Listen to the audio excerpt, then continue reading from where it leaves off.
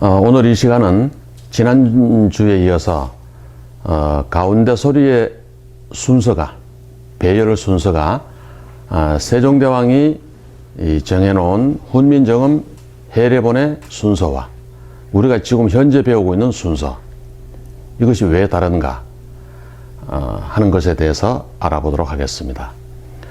원래 우리는 지금까지 가운데 소리 순서를 아야, 어여, 오요, 우유, 의이 이런 순서로 우리가 배워왔는데, 사실 훈민정음 원본에 나와 있는 가운데 소리의 순서는 오, 아, 우, 어, 요, 야, 유, 여 이런 순서로 나와 있습니다. 그런데 이것 또한 그 순서가 그렇게 나와 있는가에 대한 연구가 아직 이루어지지 않고 있습니다. 이 시간에는 그것이 왜 그렇게 세종 때는 그렇게 되었을까 하는 것에 대해서 한번 밝혀보도록 하겠습니다.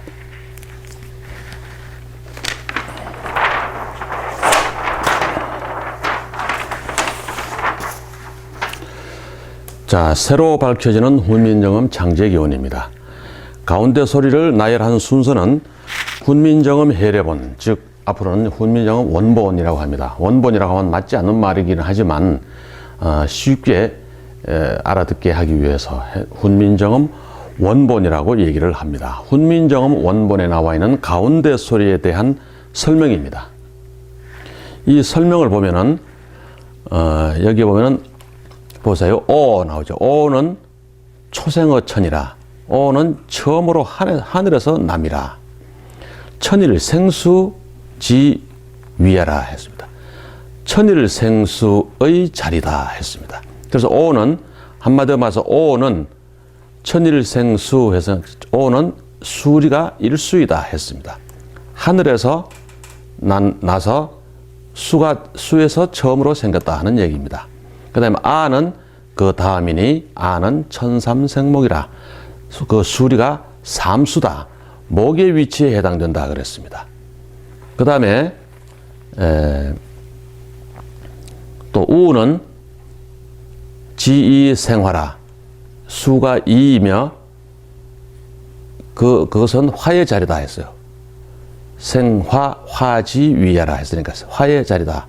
이렇게 오, 아, 우, 어 보세요. 오, 아, 우, 어죠. 오, 아, 우, 어. 그 다음에 요, 야, 유, 여, 유, 여. 이 순서로 되어 있습니다.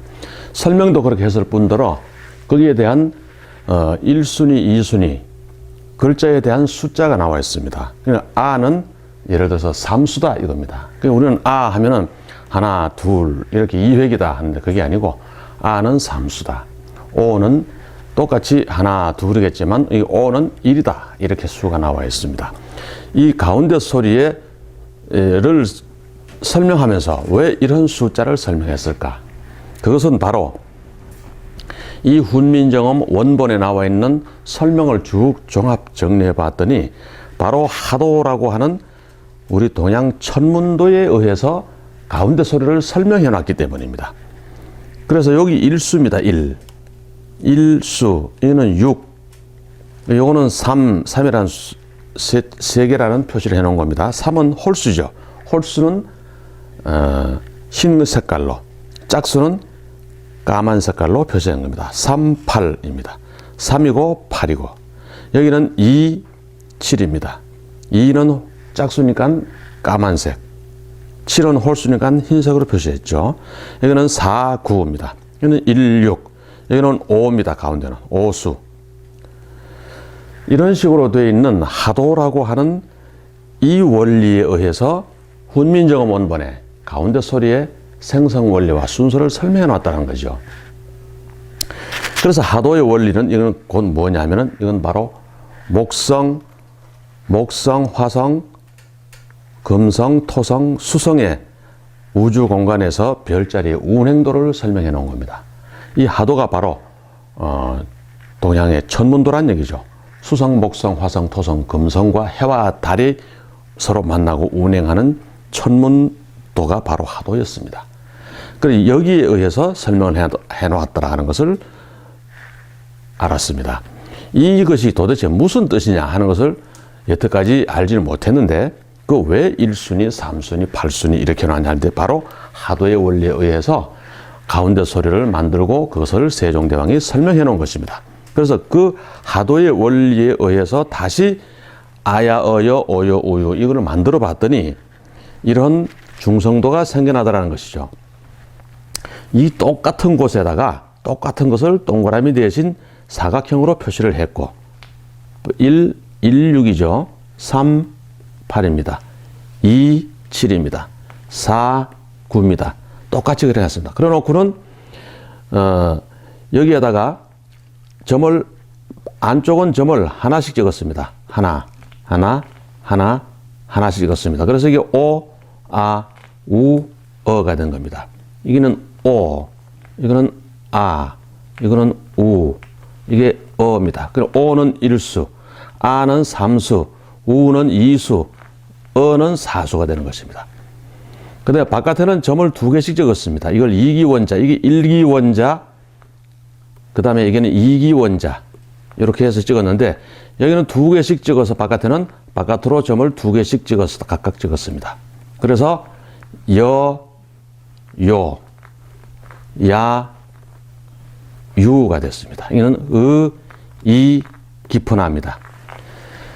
이런 중성도가 생겨나더라는 것이 이 설명을 정리해 봤더니 이 도표에 의해서 기본으로 해서 정리해 봤더니 이러한 여기보다 더 1점과 2점이 가미된 중성도라는 도표가 생겨났습니다. 뭐 이런 도표는 원본에는 물론 없습니다.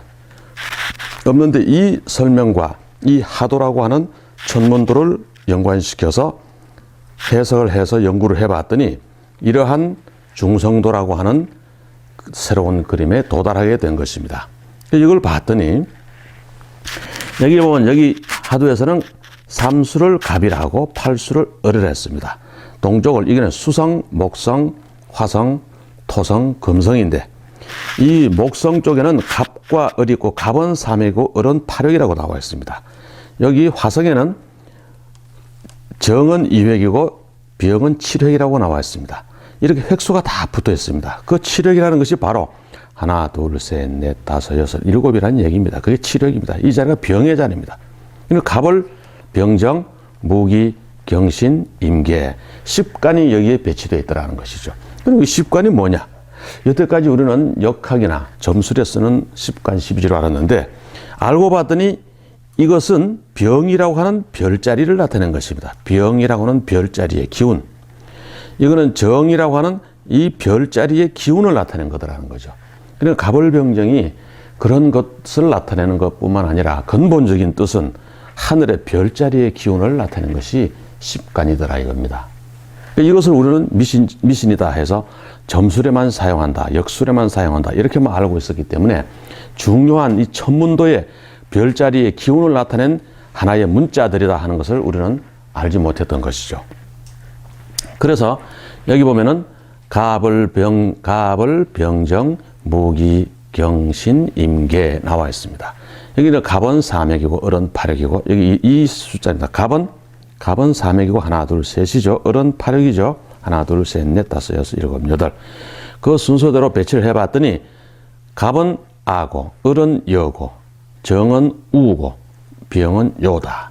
그리고 아는 3획이고, 여는 8획이고, 우는 2획이다.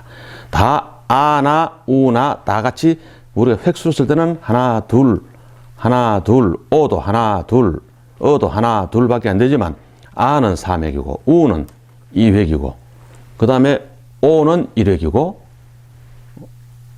어는 4획입니다. 이렇게 해서 한글의 획수가 전혀 한자의 1획, 2획 하는 그 획수와는 전혀 다르게 나와 있다는 얘기입니다. 이것이 바로 이 얘기가 바로 이것을 정리해 보니까 이렇게 표가 나오고 이걸 정리해 보니까 하도라고 하는 천문도와 연관성이 있고 바로 하도라는 천문도를 표로 설명해 놓은 겁니다. 그것을 다시 정리해 봤더니 하나를 찍은 것은 아, 오, 우, 어, 두 개를 찍은 것은 요야, 유, 여입니다. 그래서 이러한 중성도가 나타났다는 것이죠. 따라서 이 중성, 가운데 소리를 만든 모든 원리는 하도라고 하는 우리 천문도의 바탕을 뒀더라는 것입니다.